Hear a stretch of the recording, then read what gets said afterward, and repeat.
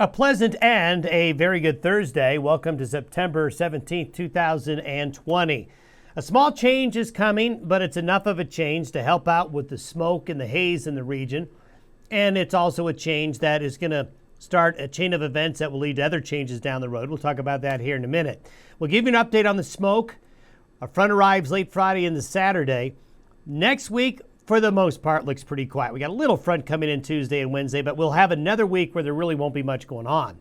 Next bigger change is on tap for next weekend. The magnitude of the change is something we've got to figure out, but it certainly does look like there'll be some type of frontal system next weekend coming our way. We're going to talk a bit more about solar cycles and El Nino and La Nina. We talked a little yesterday about that. I'm going to give you more detail on why we need to pay more attention to these solar cycles with our weather and climate. First of all, here's the latest smoke plume update. It looks just like yesterday, coast-to-coast smoke. And it's going to continue to be around for probably 2.5 days around here for Wyoming, Colorado, Montana. You know, this region right here where we concentrate the podcast on, we're going to have this smoke and haze hang on for a little bit longer. But the weather pattern is going to change. You see this little swirl out here? This is because there's a low here that's been stalled, but it's finally beginning showing signs of moving. We'll show you that here in a minute. So here's the upper level low. It's been in that same spot for the last 3 days, just kind of teasing the Pacific Northwest, but it's finally going to get a nudge from this guy. We call this a kicker. This low, once it gets a certain distance to this low, will make this one move. It's called Henry's rule in meteorology. And so once this gets kicked out, once the low gets close enough to it, it will finally move. And that's going to happen this weekend.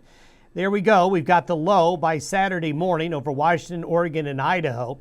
We're going to finally see it's going to start tonight. Tonight and Friday, bringing rain to those areas there. As the front heads east, it's going to go due east. It's not going to be a digger, but translate pretty quickly west to east across the area. By Sunday morning, you can see it's going across the northern Rockies, into the Dakotas, and kind of minoring out a little bit. There's another tropical situation developing down in the Gulf of Mexico, believe it or not. We could see some big rains there. May not turn into a hurricane, but could end up being a tropical depression or tropical storm late in the weekend and early next week, threatening the Gulf Coast with more rain. As we get beyond that time frame, this is by next Tuesday night and Wednesday. High pressure starts to build along the west coast again. There's that low down there off of Texas. See this little ripple right here? This is a weak cool front coming in from the northwest that'll bring maybe a couple of chances late Tuesday and Wednesday, but it's really not much of a system. But notice this low up here in the Gulf of Alaska. Instead of stalling out like the last one did, it gets a push. So this is by next weekend. This is a pretty healthy looking cold front coming in by next weekend, so that would likely produce cooler temperatures and a fairly good chance of showers again. And that low, this guy right here, will have to move through here, so they're going to get more rain in Washington and Oregon. So the prospects for our smoke situation get a much, much better by Saturday afternoon into Sunday. With this front coming in, this is by Saturday morning, there's still going to be smoke out ahead of it. So today, Friday, and Saturday, still smoky, but the wind on Saturday picks up enough to disperse it. But by Sunday and into Monday and Tuesday of next week, we should see the smoke maybe not go away completely, but thin out considerably. And if this next front comes through, enough rain will have fallen here over the next 7 to 10 days to really put a damper on the fires. And look at that. So you can see Washington and Oregon's mountain ranges are going to get some really good amounts of moisture over the next 10 days. Now, you get east of the Cascades, they get that rain shadow, but along and west of the divide there's going to be some good rain here over the next 10 days, really helping out. California is a different story. California is dry in September. You just don't get rain in September down there, and they're only going to see some showers over the high Sierras. That'll be all. Now, I want to talk a little bit more about solar cycles and the way our weather patterns react. This is a graphic I put together for a presentation back in the fall of 2019. There's a lot going on in this graph, so I'm going to take a little bit of time here to show you a couple of things. First of all, these peaks and valleys you see are the solar cycles, the most recent ones. So if you look at the solar cycles, this would be solar cycle 23, 22, and 21. So 21, 22, 23.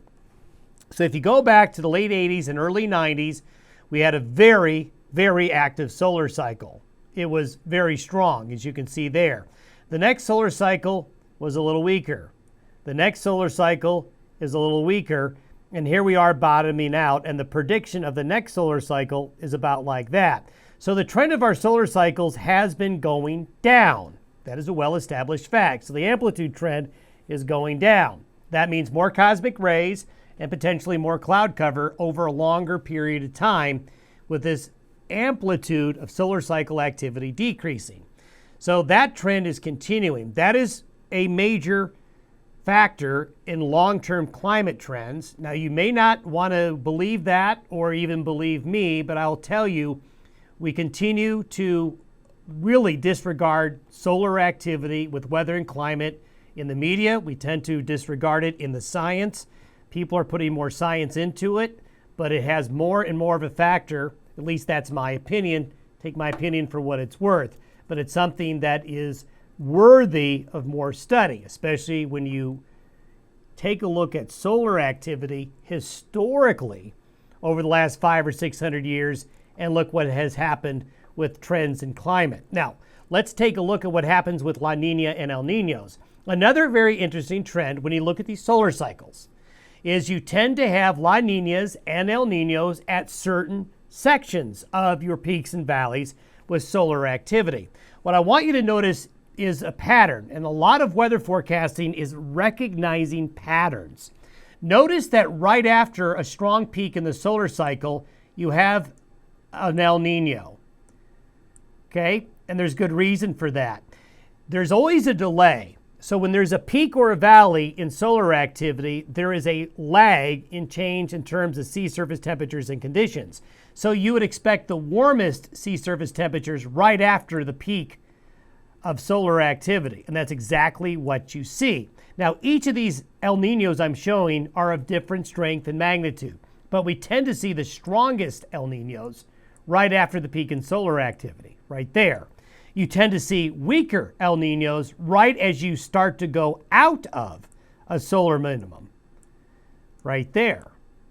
Also note, you get La Ninas as you bottom out of a solar cycle. As you reach the bottom, you tend to have weak El Ninos as you start to reverse and get into a more active pattern, segues back to La Ninas again. And then you see I have La Nina here in purple with a question mark. Well, this is something we did in the fall of 2019, where you were able to use the solar cycles to make your prediction of La Ninas and El Ninos regardless of all the computer models we use. Well, guess what's happened? We're developing into a moderate to strong La Nina at the bottom of our current solar cycle. Go back in history and you find them there again. And then we could easily predict that probably 2 years from now, we're going to have an El Nino as you start to bottom out of the solar cycle and climb up again. Then after we go through this next solar cycle that looks like this, the next strongest El Nino will be right there. Now, is it a perfect match? No, but it's very compelling because when you go back and look at the El Nino and La Nina cycles, there's some other things going on that may not be solar related, but solar activity is more of a factor than we're led to believe. So we'll talk about this in future podcasts. In the meantime, let's hope we can clear out the smoke by the weekend.